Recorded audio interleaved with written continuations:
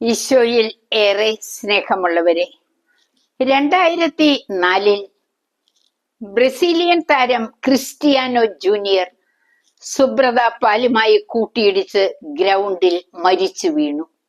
തുടർന്ന് കൊൽക്കത്തയിലെ 2 ക്ലബ്ബുകളാണ് സുബ്രത പാലിനെ തഴഞ്ഞു കളഞ്ഞത്. തികഞ്ഞ ഈശ്വര വിശ്വാസിയും എപ്പോഴും സന്തോഷവാനുമായ സുബ്രത പാൽ അവഗണനകളെല്ലാം ക്ഷമയോടെ സ്വീകരിച്ചു. പിന്നീട് അംബേദ്കർ സ്റ്റേഡിയത്തിൽ 5 പെനാൽറ്റി ഗോൾ, 3 സേവ് ചെയ്ത് സിറിയക്കെതിരെ ഇന്ത്യയുടെ മുഖം അദ്ദേഹം രക്ഷിച്ചു. ക്ഷമയുടെ ഫലം വിജയമാണ്. ഒരിക്കൽ വിശുദ്ധ പത്രോസ് ഈശോയോട് ചോദിച്ചു, വിശുദ്ധ മത്തായിയുടെ സുവിശേഷം 18-ാം അധ്യായം 21-ാം തിരുവചനം, കർത്താവേ, എനിക്കെതിരെ തെറ്റ് ചെയ്യുന്നവനോട് എത്ര പ്രാവശ്യം ഞാൻ ക്ഷമിക്കണം? 7 പ്രാവശ്യമോ? ഈശോ പറഞ്ഞു, 7 എന്നല്ല, 70 പ്രാവശ്യം.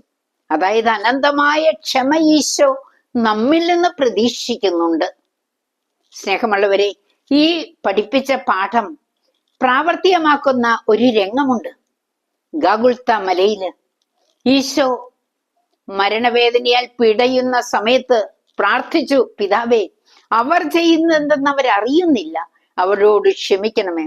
വിശുദ്ധ ലൂക്കയുടെ സുവിശേഷം 23-ാം അധ്യായം 34-ാം തിരുവചനം. ഈ സന്ദേശം ക്ഷമയുടെ ജീവിതം നയിക്കുവാൻ അനേകർക്ക് പ്രചോദനമരട്ടെ. കർത്താവ് ക്ഷമിക്കുന്നവരെ ആശ്ലേഷിക്കുന്നു, ചങ്കിനോട് ചേർക്കുന്നു, കൃപ കൊണ്ട് നിറയ്ക്കുന്നു.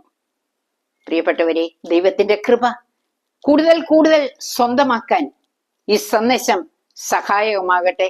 ഏവർക്കും അനുഗ്രഹപ്രദമാകട്ടെ. ആമേൻ.